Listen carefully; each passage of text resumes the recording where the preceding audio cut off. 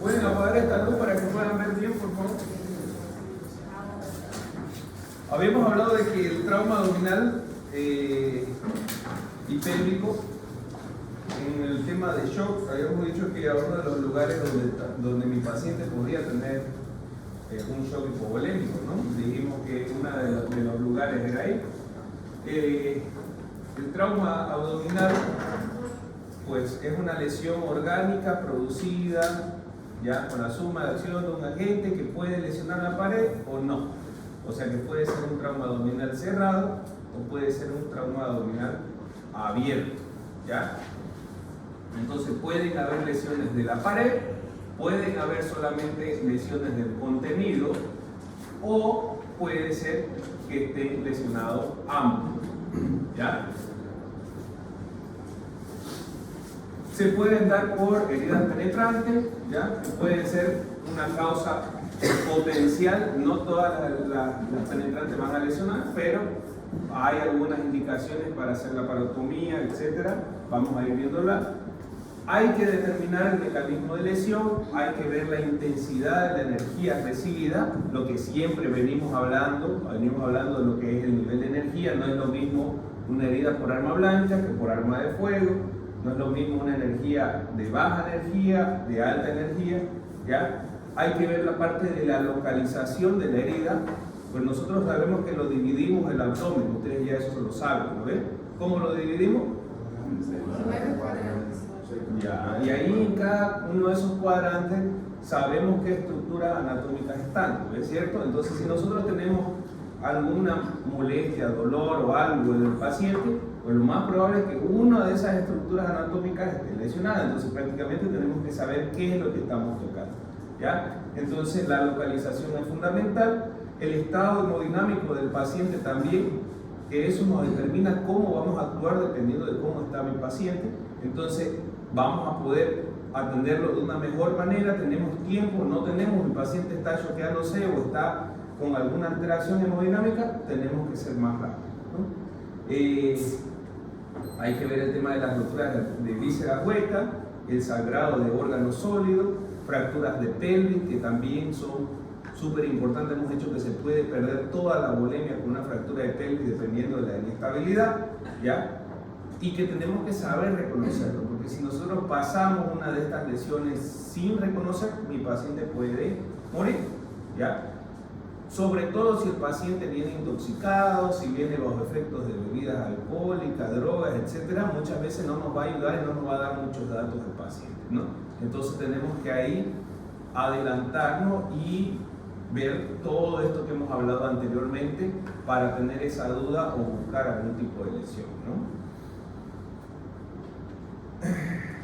Bueno, y antes, como hemos dicho, tenemos que saber qué estructuras para poder saber, tenemos que saber la anatomía para saber qué estructuras están lesionadas. Entonces sabemos que la anatomía del abdomen la vamos a dividir en una parte externa y una parte interna.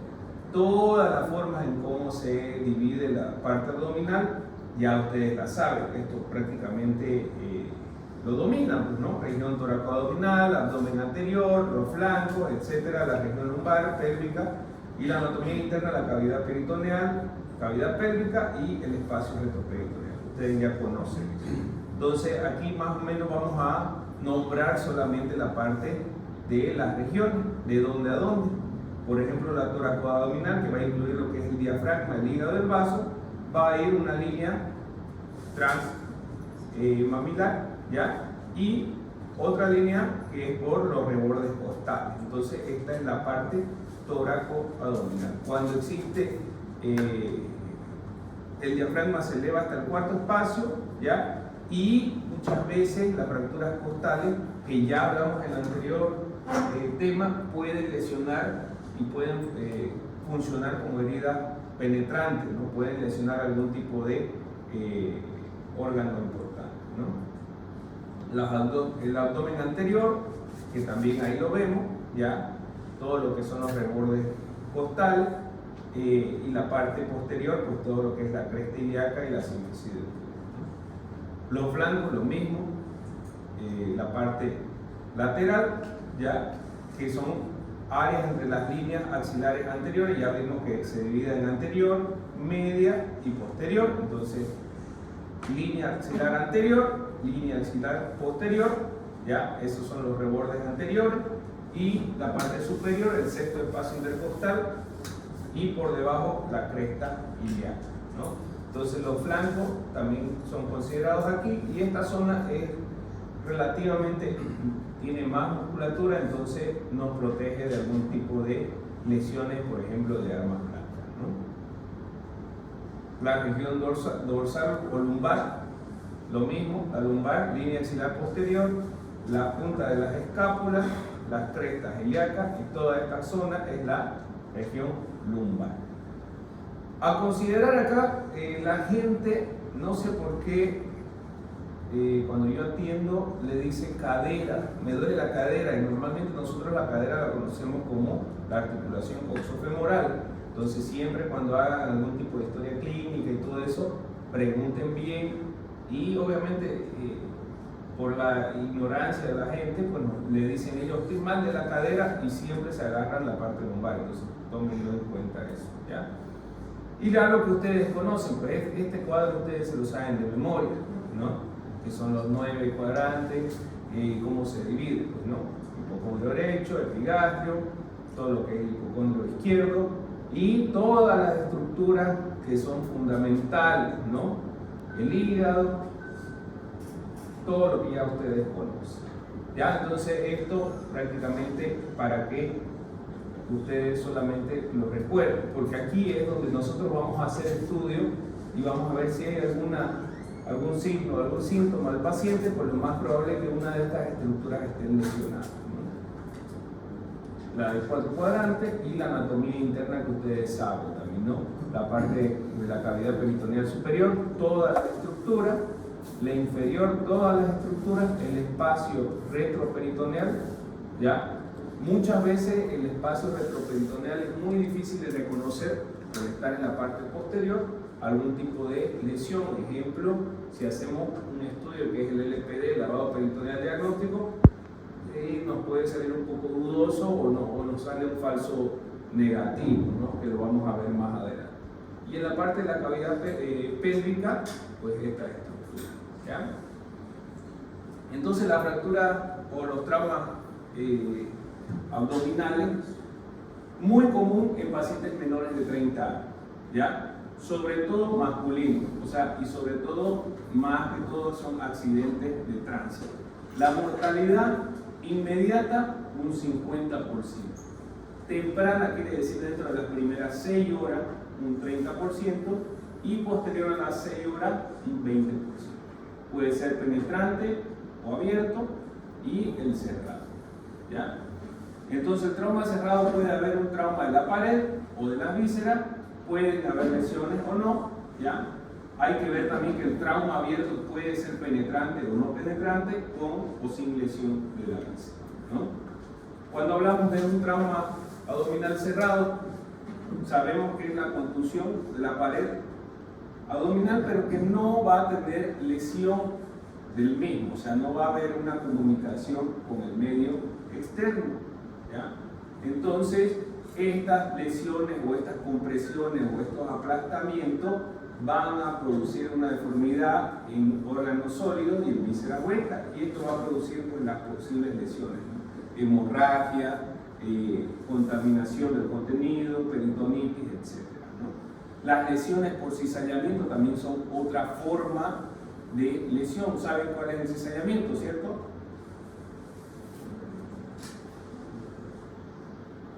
Cuando se producen lesiones, o sea, dos energías contrarias, ¿no? Entonces, un dispositivo de sujeción mal utilizado es una de las posibilidades de lesiones, ¿no? La vamos a ver ahorita.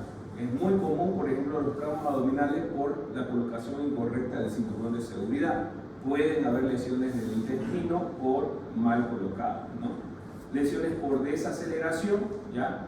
Que van a producir más que todo en los órganos que tienen puntos fijos. Por ejemplo, lo que es el hígado, tienen unos ligamentos que lo sostienen. Entonces, si hay una desaceleración, ese punto fijo va a producir algún tipo de lesión en el órgano. Y esto es lo que tenemos que entender. Los órganos que se lesionan con más facilidad en un trauma abdominal, esto lo tienen que saber. Entonces estamos ante un paciente con un shock hipovolémico, con un abdomen en tabla, con un dolor en el abdomen. Tenemos que pensar o que tiene una lesión del vaso o que tiene una lesión del hígado. Normalmente estamos hablando de que 40 a 55% de los pacientes tienen una lesión del vaso y un 35-45% de los pacientes tienen una lesión del hígado. O sea, ¿qué quiere decir eso? De 2 pacientes con trauma abdominal cerrado, 1 puede tener lesión de estos órganos, ¿ya? Entonces, es muy común, obviamente, que también puede tener lesiones de otras, ¿sí? Intestino delgado un 5 o 10% o algún tipo de hematoma. Pero tenemos que pensar lo primero eso. Y obviamente que lo acompañamos con la clínica. Si tiene dolor, tiene todo lo que le he dicho y tiene dolor en el hipocondrio derecho, ¿qué pensamos? ¿Ah?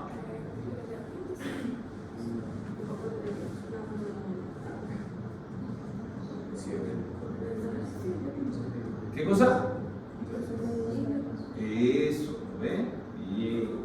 Entonces ya sabemos porque sabemos qué estructura está en esa zona.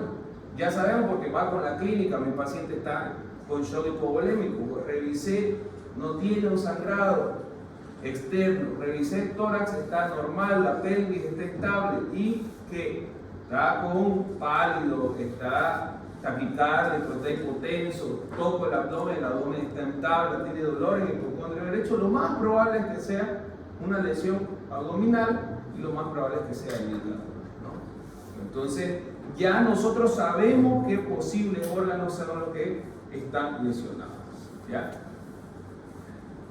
Las lesiones entonces por sistema de seguridad, ya esto ustedes lo ven, es una tablita que estaba en la otra edición, nos habla de posibles lesiones. Y los dispositivos de seguridad también nos pueden producir lesiones, pero siempre cuando estén mal utilizados, ¿no? O también depende mucho del grado de energía de la lesión, porque muchas veces absorbe la energía del dispositivo, pero también puede transferirse algo hacia el paciente. De ejemplo, en este paciente vemos que tiene la marca del cinturón de seguridad y al ser un paciente más gordito es más difícil colocarlo. ¿Dónde se tiene que colocar el cinturón de seguridad? En la parte inferior. ¿A nivel de qué? ¿De? Parte superior del ombligo. Ya está en abdomen. Entonces no se pone ahí. ¿Dónde creen ustedes? El cinturón de seguridad, ¿dónde se pone? En la parte inferior, ¿dónde se pone? Acá en la parte inferior. ¿Dónde tendría que ir? ¿Sobre qué estructura anatómica para evitar, por ejemplo, lo que estamos viendo acá? Sobre las crestas ilíacas tienen que estar los cinturones. Entonces normalmente la gente lo coloca por encima de las crestas. Tienen accidente y pasa lo que estamos viendo acá. Lesiones en asa de balde, lesiones en el intestino. ¿Por qué? Porque hay una compresión y puede haber hasta fractura de columna, la fractura de chance que se llama. ¿Ya? Entonces tenemos que saber eso, ¿no? El paciente debería saber. Mucha gente no le informan eso. Donde se coloca solamente lo coloco, ¿no? Pero normalmente el cinturón lo tenemos que poner sobre las crestas ilíacas.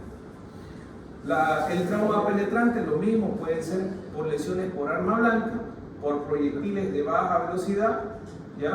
O proyectiles de alta velocidad. Ya también lo hablamos esto antes, ¿no? En otra clase. Las lesiones por arma blanca, las más comunes: hígado, un 40%, intestino delgado, un 30%, diafragma, un 20%.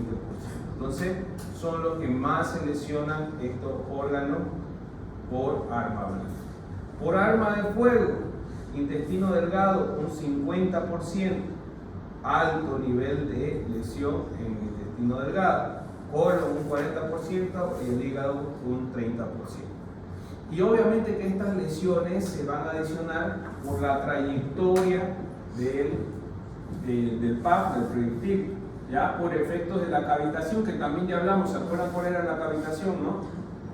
Lo hablamos en una clase, le mostré un diagrama cómo era la cavitación. ¿Se acuerdan o no se acuerdan? Ya, el proyectil va con una energía y alrededor del proyectil se produce una cavitación, una zona que va a destruir también o va a lesionar la parte blanda.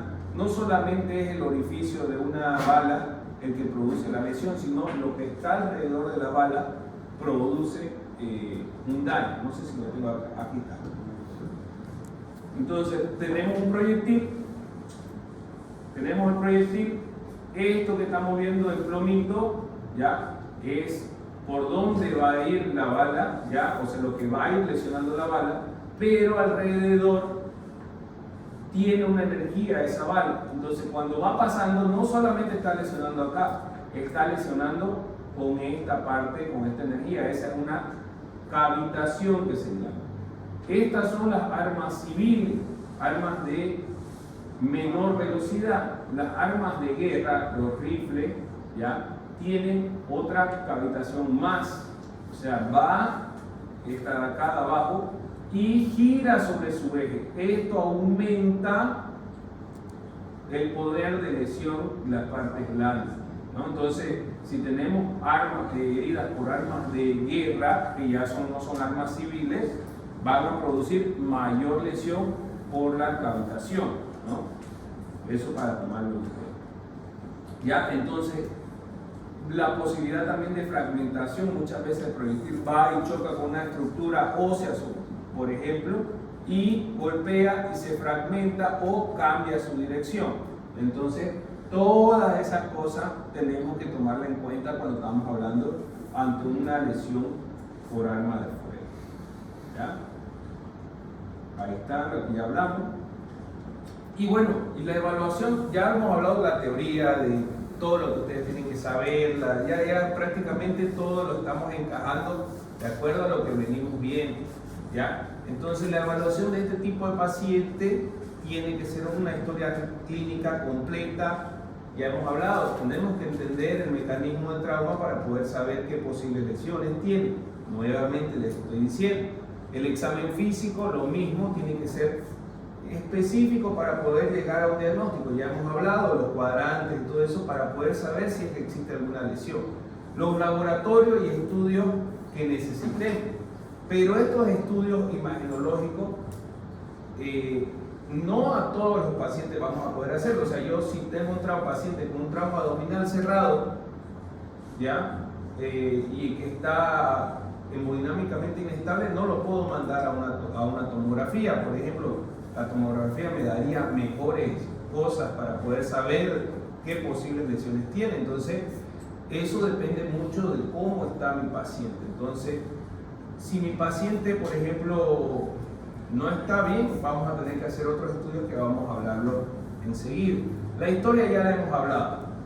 Dependiendo de qué mecanismo de lesión tiene, si es accidente de tránsito, si es caída, si es lo que sea, tenemos que ir sacando los datos que también ya esto lo sabemos, ¿no? El tipo de colisión, lo que hablamos en la clase práctica con algunos, frontales, laterales, no es lo mismo un choque frontal, lateral o posterior. Entonces ya sabemos eso, ¿no? Las deformidades también ya lo hablamos en la clase teórica y práctica, ¿ya? Y los distintos dispositivos para saber qué, energía de la lesión, los vectores de fuerza, etc., ¿no? Las caídas lo mismo, para saber la altura, superficie, todo. Cuando son heridas por arma de fuego, ¿ya? O por arma blanca, tenemos que saber orificio de entrada, orificio de salida. Si tenemos pacientes que son por escopeta, sabemos que las escopetas a corta distancia producen mayor lesión, a larga distancia producen menor lesión. Entonces, cuando la distancia es mayor a 3 metros, los perdigones se dispersan y producen menor lesión, ¿ya? Entonces, esas cosas son fundamentales. Entonces, el tipo de arma hay que saber, el tiempo, lo que les dije en la primera clase, el tiempo entre lo que sucedió y cuando arriba, fundamental. Saber el número de armas, de heridas, como les dije, cantidad de sangre en el lugar también es importante. No vamos a poder determinar, pero más o menos tenemos que tener una idea, ¿no? Si hay explosiones, lo mismo para saber si hay un mecanismo de explosión, si fue en un lugar cerrado, si fue en un lugar abierto, a cuántos metros se encontraba de la explosión el paciente, etcétera, etcétera. Y toda esta información, pues ya hemos dicho, me la va a dar el paciente, me la va a dar el personal prehospitalario o los testigos. Y obviamente que los signos vitales también me van a determinar cómo está mi paciente y si está respondiendo o no al tratamiento que le han dado en la parte prehospitalaria. Entonces, el examen físico tiene que ir, aparte de todo lo que hemos hablado, con una inspección. Ya tenemos que desvestir al paciente, ver el abdomen. Auscultación, ¿por qué auscultación antes que palpación? Puede cambiar los ruidos abdominales. Ya, bien, ya saben, ¿eh? Entonces si nosotros palpamos antes, vamos a cambiar los ruidos abdominales y vamos a tener una alteración. Entonces, primero ocultamos, después percutimos. Si la percusión ya me produce dolor, ya no necesitamos estar haciendo palpación ni superficial ni profunda, porque ya sabemos que hay una irritación peritoneal, entonces no vamos a producir mayor dolor a ese pobre paciente. Después de eso vamos a la estabilidad pélvica. ¿Alguien sabe cómo se hace la maniobra de estabilidad pélvica? ¿No? ¿Nunca? Bueno, se colocan las manos sobre las crestas ilíacas, ¿ya? Y empujamos hacia abajo. Si vemos que existe un movimiento, ya sea de apertura, entonces tenemos que pensar en que existe algún tipo de lesión o inestabilidad de la pelvis. Exámenes uretrales, exámenes perineales, rectales, exámenes vaginales y examen de los glúteos. Siempre desvestimos al paciente. Hacemos el examen físico detallado, ver toda la parte abdominal, ¿ya? Buscando cualquier lesión, abrasiones, contusiones, etcétera, etcétera, ¿no? Vemos también si no existe ninguna fractura pélvica, si el paciente, por ejemplo, tuviera sangre en el meato, laceraciones o alguna alteración en los genitales, pues también tenemos que dudar o pensar en una fractura del pelvis, ¿no? En la auscultación, lo que dijimos, es importante hacer la auscultación para determinar los ruidos hidroaéreos. Si hay ausencia, pues podemos pensar en que exista algún tipo de sangrado o que sea un contenido intestinal, ¿ya? Los ruidos hidroaéreos son más difíciles de evaluar en una sala de urgencia porque son lugares muy ruidosos, etcétera, etcétera, pero si podemos evaluarlo, pues sería ideal, ¿no? Y además saber cómo llega mi paciente y cuando hacemos reevaluaciones después para ver si es que existe algún cambio. La percusión, lo que les dije, si me causa algún dolor al leve movimiento del peritoneo, pues tenemos que ya considerarlo como una irritación y tenemos que ver si es que va a necesitar algún tipo de tratamiento quirúrgico, ¿no? La estabilidad pélvica, entonces lo que les había dicho, hacemos la maniobra de estabilidad. No podemos realizar esta maniobra siempre, solamente tenemos que realizarla una vez. Si el paciente está con la inestabilidad de la pelvis, empujo, ya tengo que hacer una maniobra para darle algo de estabilidad. Pero hacerla a cada vez, muchas veces esos hematomas que están contenidos ahí en la pelvis se pueden liberar y puede volver a sangrar si es que yo estoy haciendo muchas veces este tipo de maniobra, ¿ya? Entonces ahí está la imagen, cómo se lo realiza, las manos sobre las crestas ilíacas y empujamos hacia abajo, hacemos una compresión. ¿Cómo vamos a saber que tiene el paciente una lesión de pelvis? Clínicamente puede tener un miembro más elevado o más alargado, puede tener en rotación, podemos tener cierto grado de deformidad, etcétera, etcétera, ¿no? Entonces es muy fácil de saber. Y obviamente con la clínica. Exámenes uretrales, saber si hay sangre de meato, algún hematoma, equimosis, ¿ya? Evaluar el tono del esfínter, integridad de la mucosa, posición de la próstata es fundamental cuando hacen un tacto, determinar si no está muy alta, si está alta la próstata, lo más probable es que tenga algún tipo de lesión en la pelvis, ¿no? Lo mismo en el examen vaginal, buscar algún tipo de lesión, ¿ya? en los glúteos igual. Y si tenemos lesiones en la pelvis, pues no podemos colocar sonda, está contraindicado. Entonces, si yo tengo una fractura de pelvis, lo más probable es que haya alguna lesión y tenga que colocarse una talla vesical, ¿ya? Así que ojo con la sonda vesical, pueden producir algún tipo de lesión, pero son fundamentales en este tipo de pacientes con traumas abdominales o trauma pélvico porque me ayudan a determinar la cantidad de sangrado que tiene el paciente, si está respondiendo o no está respondiendo al tratamiento, lo que ya hablamos en shock, ¿no?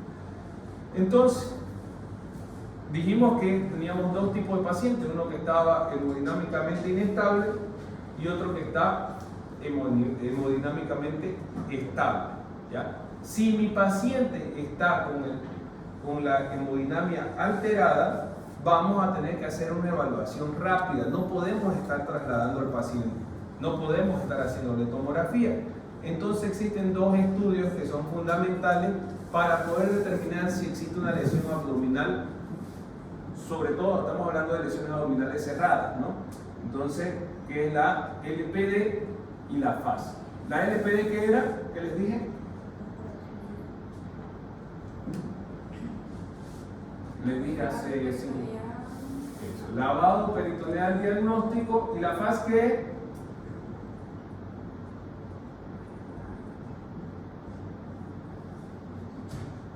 La FAS es la ecografía. Es la ecografía focalizada en el trauma, ¿no? Esto lo vamos a hacer si es que estamos en duda de que tenemos que hacer una laparotomía. Si ya yo sé, mi paciente llega con una evisceración, yo sé que ese paciente tiene que entrar a hacerse una limpieza, un lavado, una laparotomía de emergencia, ¿no? Esto es cuando nosotros tenemos algún tipo de dudas para saber si es que vamos a entrar o no. No es que le voy a hacer a todo, que mi paciente lo estoy preparando para quirófano y si ya está decidido que se va a operar, ya no necesito hacerle esto. Porque este estudio, la LPD, la FAS lo podemos hacer porque no es invasivo, pero la LPD es más invasivo. Este estudio me determina si existe o no existen lesiones abdominales. No me dice dónde, solo me dice hay lesiones, tenés que entrar, ¿ya? Entonces, no es necesario hacerlo si ya está la indicación de la laparotomía.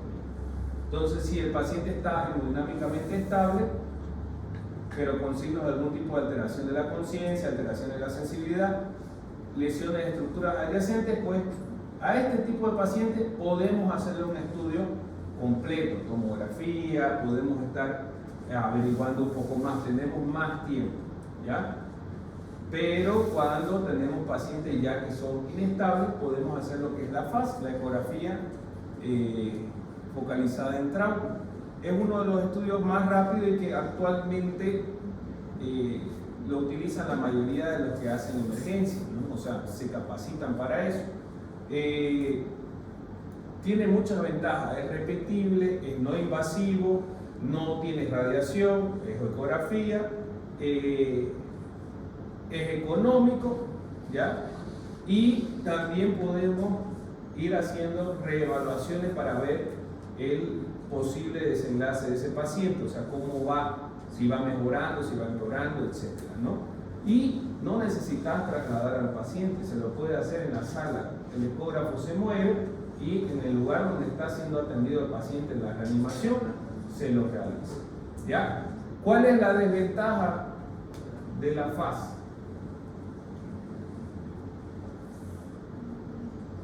O de todas las ecografías, entonces, ¿cuál es la desventaja? Bien, bien. Técnico dependiente. ¿Saben qué significa eso, no ven?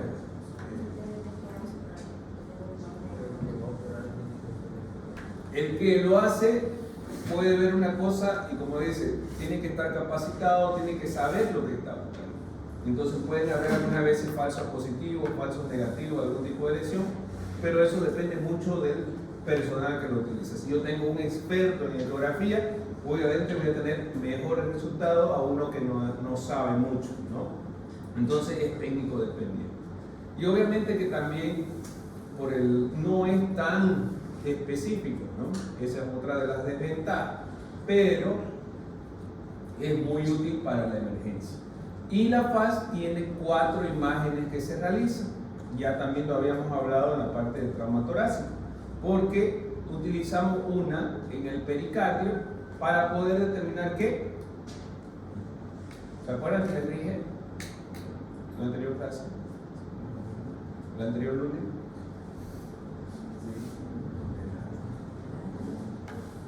Para poder ver, por ejemplo, el taponamiento cardíaco, les dije, ¿no? Le dije, en taponamiento cardíaco en la FAS se ve. Entonces, una de las imágenes que se toma es en el pericardio. Otra de las imágenes que se toma es en la fosa hepatorrenal, ¿ya? O sea, en la parte del cuadrante superior derecho, ¿ya? Vamos a ver la parte del hígado, vamos a ver la parte del diafragma y el espacio de Moore. La fosa esplenorrenal, cuadrante superior izquierdo, que vamos a ver la parte del diafragma, vaso y riñón. Y la pelvis, que es la cuarta imagen que se toma, ya que vamos a buscar la parte suprapúbica para buscar también algún tipo de sangrado. Entonces, si es que sale la FAS positiva, o sea, si se ve algún tipo de sangrado, pues es indicación de una laparotomía, ¿no? Entonces, el único equipamiento, un ecógrafo y el gel, o sea que no es tan complicado, ¿ya? Ahora, el problema del ecógrafo también, ya, uno de los que comprometen que tengamos buenas imágenes, ¿cuáles son? La obesidad es uno de ellos, el enfisema subcutáneo, otro, y tercero, que el paciente tenga cirugías previas. ¿Por qué cirugías previas? ¿Qué pasa cuando hay cirugías previas en la parte abdominal? ¿Qué se forma? Bien, bridas o adherencias que se dicen, ¿no? Entonces, cuando hay adherencia hay un tejido cicatrizal, un tejido que nos puede dificultar la visualización de las imágenes, ¿no? Eso me puede dificultar, ¿ya? Ahí ya está el paso a paso. Ojo que el FAS negativo no me va a excluir, ya les he dicho, no es tan específico, no. Podemos tener algunos falsos negativos, ya puede haber algún tipo de lesión y lo que ya hemos hablado, ¿no? El lavado peritoneal diagnóstico, otro de los estudios que utilizamos para poder determinar si existe o no existe algún tipo de lesión abdominal. Es un estudio rápido para detectar la hemorragia. A diferencia del otro, el otro era no invasivo. Este es invasivo, ¿ya? Permite investigar la lesión de la víscera hueca, 98% de sensibilidad para sangrado intraperitoneal, y se lo hace en pacientes descompensados, al igual que el otro, ¿ya? Se puede hacer el lavado peritoneal infraumbilical y supraumbilical. Existen sus indicaciones. Normalmente es infraumbilical, pero existen contraindicaciones relativas. Por ejemplo, cirugías abdominales previas, por el tema que ya hemos hablado. La obesidad mórbida también es otro problema por el tema del tejido adiposo que hay. Es más difícil poder llegar a la parte peritoneal. La cirrosis avanzada por el tema de alteraciones en la coagulación o la coagulopatía previa, ¿no? Existe una técnica que es la abierta o cerrada. La abierta se hace una pequeña incisión, se debrida y se coloca directamente. La otra, la cerrada, es prácticamente con una aguja con un trocar, ¿no? La supraumbilical, ¿cuándo se la realiza? ¿Ya? La supraumbilical se la realiza cuando existen fracturas de pelvis, ¿ya? Si yo tengo fractura de pelvis, no voy a realizarle infraumbilical, voy a hacer supraumbilical. Cuando la paciente está embarazada, se realiza supraumbilical. Cuando existen incisiones previas, ¿ya? También supraumbilical. ¿Cómo se realiza? Se coloca un catéter y si se obtiene sangre o algún contenido intestinal, pues es positiva.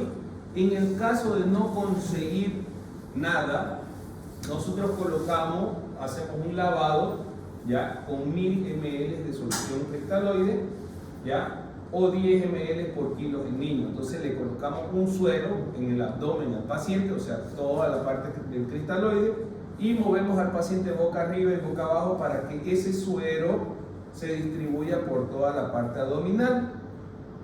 Y nuevamente sacamos ese suero y ahí vemos la parte macroscópica, si existen restos alimenticios, si existe bilis, fibras vegetales, etc.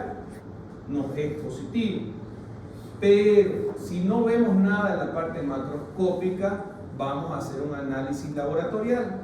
Si tenemos más de 100.000 glóbulos rojos o más de 500 leucocitos o una tinción de Gram positiva, pues esto es positivo, ¿ya? Entonces, esto tienen que entender, ¿ya? Si vemos que no sale sangre, no se aspira sangre, no se aspira contenido intestinal, nos vamos al siguiente paso. Colocamos un suero, 1000 ml, lo distribuimos en la parte abdominal, en toda la parte, obtenemos ese líquido nuevamente, buscamos si es que existiera líquido, fibra o bilis. No se ve, hacemos un laboratorio. El laboratorio nos tiene que salir estos resultados para que sean positivos, ¿ya? ¿Preguntas hasta aquí?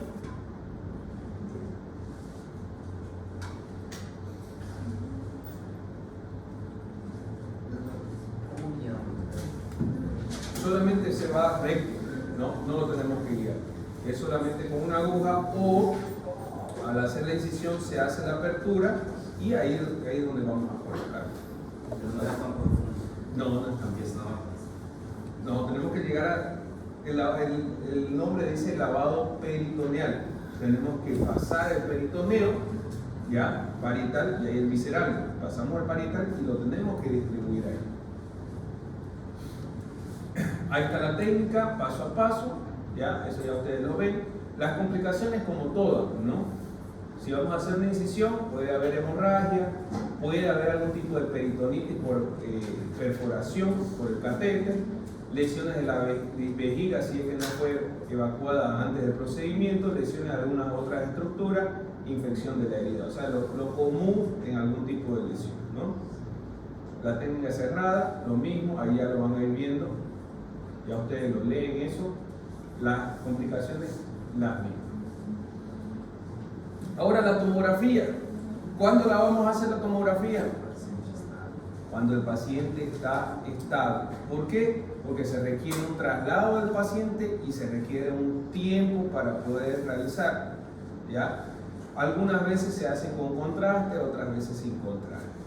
Entonces tienen que ser pacientes hemodinámicamente compensados. Ya ha habido casos que se mandan al paciente descompensado y se nos complica en la sala de tomografía y hasta un podido o pueden morir, ¿no? La TAC obviamente que siempre va a ser más específica y va a ser mejor que las anteriores que hemos hablado.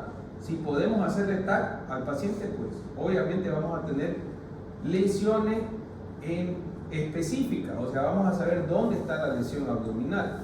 A diferencia de los otros, del lavado peritoneal diagnóstico, que ¿qué me dice solamente? Hey, existe una lesión, nada más me dice lavado, pero no me dice dónde, ¿no? Me dice existe una lesión, nada. Entonces es más específica la tomografía. Obviamente que existen sus contraindicaciones, pacientes que no cooperen, ya hay pacientes que están bajo efecto de bebidas alcohólicas, drogas y que no van a cooperar, entonces va a ser un problema, ¿no? Y bueno, existen otros estudios que esto yo lo voy a pasar de largo, que son las uretrografías, cistografías, etcétera. Son todos estos estudios que también nos ayudan para poder llegar a diagnósticos específicos, ¿ya? Que eso no lo vamos a ver. Entonces este cuadro es fundamental para poder determinar las ventajas, las desventajas de cada uno y cuál lo indicamos, ¿ya? Este cuadrito les sugiero que se lo aprendan, porque prácticamente todo lo que hemos hablado es resumido en ese cuadro. ¿ya? Cuando estamos ya en un trauma abdominal, esto es de trauma abdominal cerrado, ¿no? Cuando ya estamos hablando de un trauma abdominal penetrante, ¿ya? Tenemos que hacer exámenes físicos seriados, LPD para lesiones por instrumentos punzocortantes, ¿ya?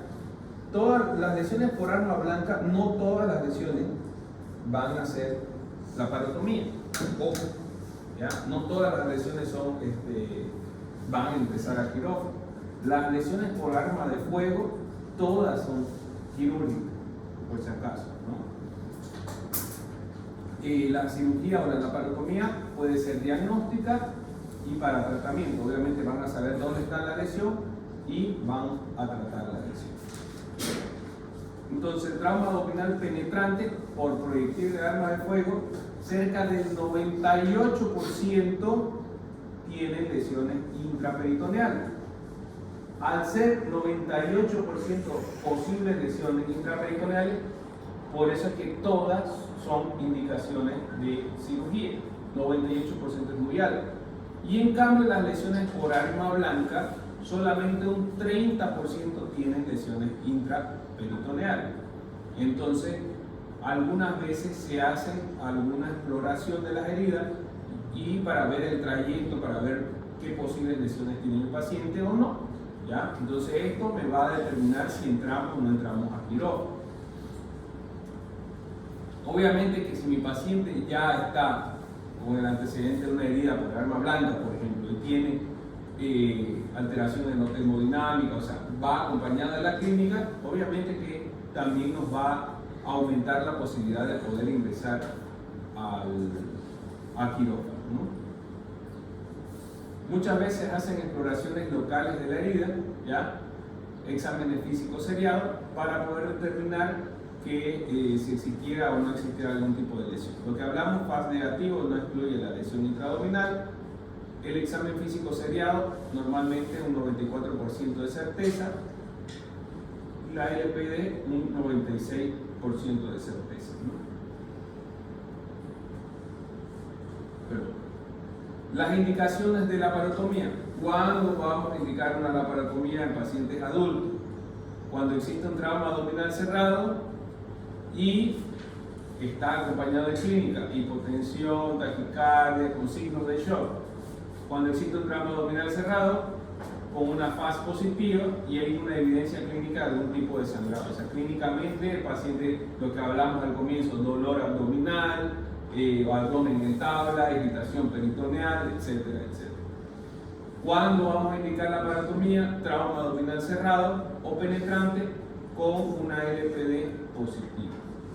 Hipotensión con herida abdominal penetrante, heridas por proyectiles de arma de fuego que van a atravesar la cavidad peritoneal por retroperitoneo, evisceración, obviamente, sangrado de estómago, recto, peritonitis, aire libre, ya, aire retroperitoneal. ¿Por qué creen que si veo aire libre en cavidad, qué quiere decir eso? ¿Ah?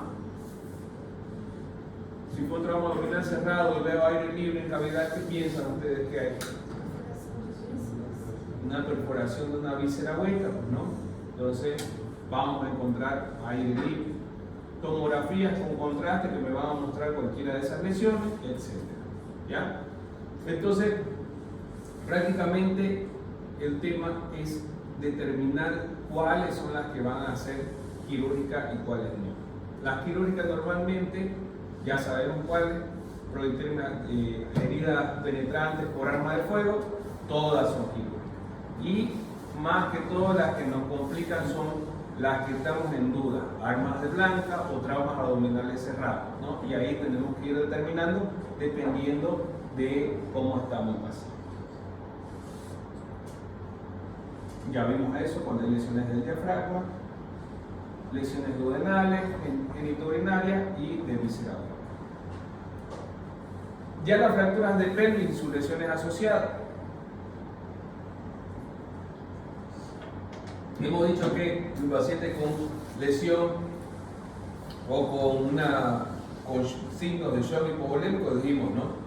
Trauma de tórax, puede haber shock hipovolémico. Trauma abdominal, fracturas de hueso largo y fracturas de pelvis. Entonces, vamos descartando lo que les dije en la clase práctica de Google. En medicina tenemos que ir descartando. Si mi paciente tiene signos de shock y reviso la parte torácica, no hay nada. Reviso la parte abdominal, no hay nada. No tiene fractura, entonces lo más probable es que tenga una lesión de lo que nos queda, ¿no? La parte de la pelvis. Entonces, la pelvis es un componente importantísimo cuando existe algún tipo de lesión, ¿no? Vamos a ver por qué. Creo que tengo una imagen aquí de la parte venosa, que es fundamental. Hay muchos vasos en la parte de la pelvis y eso es lo que nos produce esas lesiones, ¿no? Para que exista una fractura de pelvis inestable, tiene que ser lesiones de gran energía, ¿ya?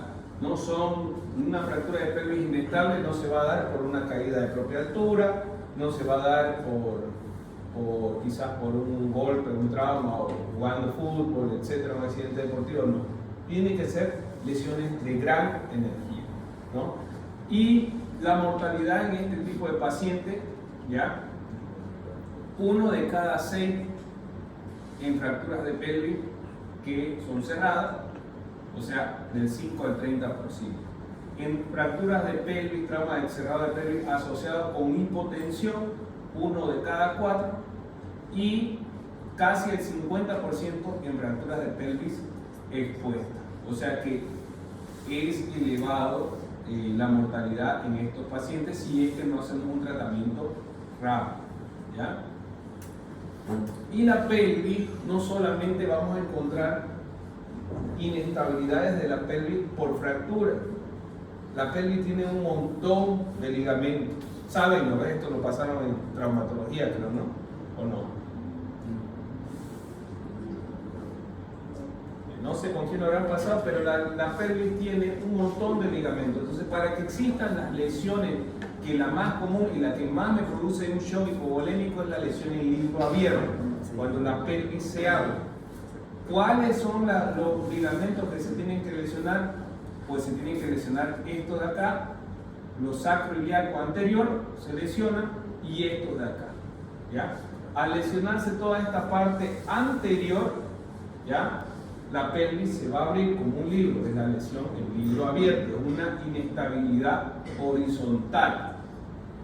Rompe estos ligamentos, rompe este ligamento, porque este ligamento tiene uno anterior, uno interóseo y uno posterior. Se rompe el anterior, se rompe en esto y solamente queda el de atrás y queda como una bisagra, como una puerta. Por eso es que se abre, ¿ya? Es una inestabilidad horizontal, que son estos de acá. El momento en que se lesionan todos estos ligamentos y todos estos ligamentos me producen una inestabilidad horizontal y una inestabilidad vertical, ¿ya? Ahí es más grave todavía, ¿ya? Porque la otra, por ejemplo, si yo tengo esto lesionado, ¿qué es lo que tengo que hacer? Cerrar el libro. ¿Cómo lo vamos a cerrar? Empujamos la cresta ilíaca y ponemos una sábana, y con eso le estamos salvando al paciente, ¿ya? O una faja pélvica que se llama. Entonces, con eso sería suficiente. No solamente vamos a buscar fracturas, como les digo, también son lesiones ligamentarias. Y ahí está la parte de la pelvis. Al momento de que se abre esa pelvis, normalmente no es que se lesionan las arterias, se lesionan las venas. Se produce un lugar donde se va a llenar y los volúmenes pueden llevarse hasta toda la boletia. O sea, un paciente se puede morir por una fractura de pelvis o una lesión en pelvis, ¿ya? Entonces, esto para que ustedes lo vean. Y existe pues un mecanismo de lesión, de compresión. Existe una clasificación que es esta, que esta es la que menos utilizamos, y hay otra que se llama la de Tigler. ¿Se acuerdan de la clasificación de Tigler? Tigler A, Tigler B, Tigler C, ¿no? Tigler A son fracturas aisladas, estables. Tigler B son fracturas de pelvis con inestabilidad horizontal, lo que les mostré ahora. Y la Tigler C es inestabilidad horizontal y inestabilidad vertical.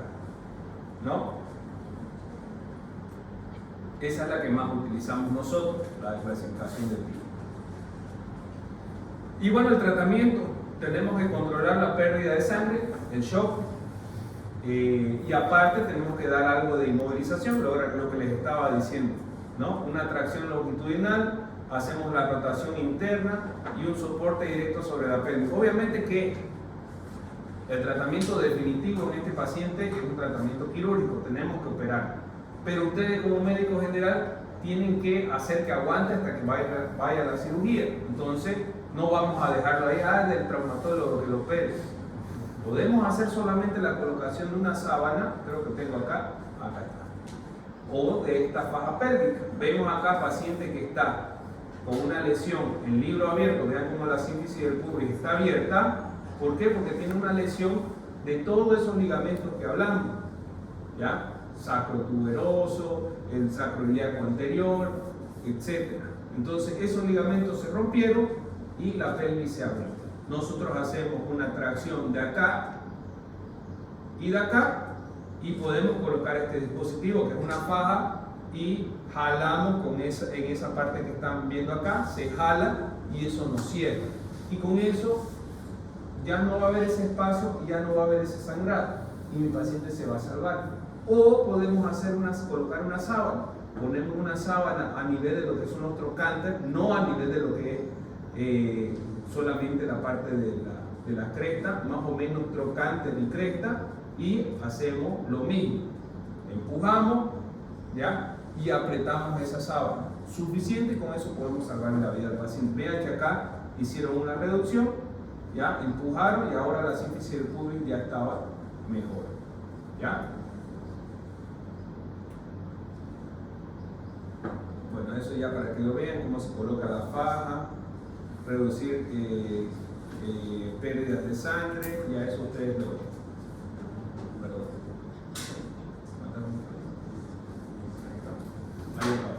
¿Alguna duda? ¿No? Hacen la lista por favor y me dicen ya hasta mañana.